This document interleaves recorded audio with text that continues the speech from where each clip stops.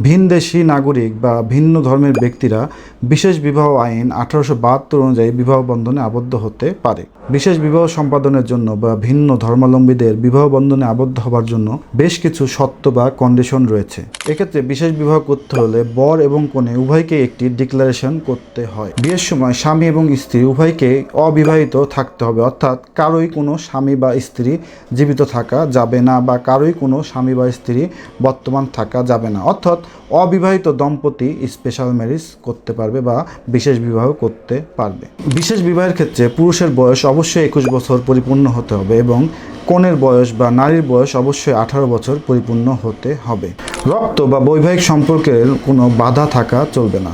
বিশেষ বিবাহ সম্পাদনের 14 দিন পূর্বে বিশেষ বিবাহ নিবন্ধক বরাবরে বর এবং কনেকে নোটিশ প্রদান করতে হবে। বিশেষ বিবাহের 14 দিন পূর্বে যদি নোটিশ প্রদান করা না হয় সেক্ষেত্রে একটি বিশেষ বিবাহ নিবন্ধন করা যাবে না। বিশেষ বিবাহটি অবশ্যই রেজিস্ট্রারের সম্মুখে সম্পাদিত হতে হবে।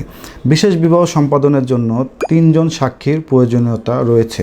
বিশেষ বিবাহ সম্পাদনের জন্য স্বামী এবং স্ত্রী উভয়কেই একটি ডিক্লারেশন করতে হবে এবং একটি এফিডেভিট সম্পাদন করতে হবে এবং এফিডেভিটটি অবশ্যই নোটারি পাবলিক দ্বারা রেজিস্ট্রি করতে হবে। বিশেষ বিবাহের ক্ষেত্রে যদি স্বামী বা স্ত্রী কোনো মিথ্যা তথ্য প্রদান করে সেক্ষেত্রে সেটি একটি ফৌজদারি অপরাধ হিসাবে বিবেচিত হবে এবং এর জন্য স্বামী বা স্ত্রীর নির্ধারিত শাস্তির বিধান রয়েছে। বিশেষ বিবাহের ক্ষেত্রে যে সকল সন্তান জন্মলাভ করে তারা সুনির্দিষ্ট কোনো ধর্মীয় পরিচয় পায় না।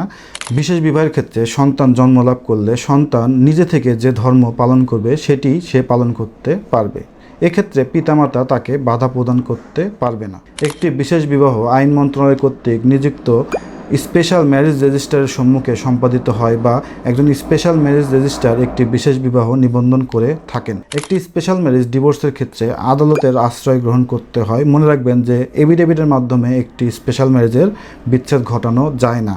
আদালতের রায়ের মাধ্যমে বা আদালতের আদেশের মাধ্যমেই একটি বিশেষ বিবাহের বিচ্ছেদ ঘটানো যায়। চলুন আমরা দেখি যে একটি বিশেষ বিবাহ সম্পাদনের জন্য কী কী ধরনের ডকুমেন্টের প্রয়োজন পড়ে। একটি স্পেশাল ম্যারেজ সম্পাদনের ক্ষেত্রে স্বামী বা স্ত্রী অর্থাৎ বর বা কনে উভয়ের জাতীয় পরিচয়পত্রের প্রয়োজনীয়তা রয়েছে।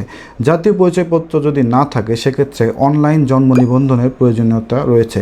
এক্ষেত্রে মনে রাখবেন ছেলের বয়স অবশ্যই 21 বছর পরিপূর্ণ হতে হবে এবং মেয়ের বয়স অবশ্যই 18 বছর পরিপূর্ণ হতে হবে। এছাড়াও মনে রাখবেন বর এবং কনে উভয়ের 2 কপি করে পাসপোর্ট সাইজের ছবির প্রয়োজনীয়তা রয়েছে। এছাড়াও একটি বিশেষ বিবাহ সম্পাদনের জন্য 3 জন সাক্ষীর আবশ্যকতা রয়েছে।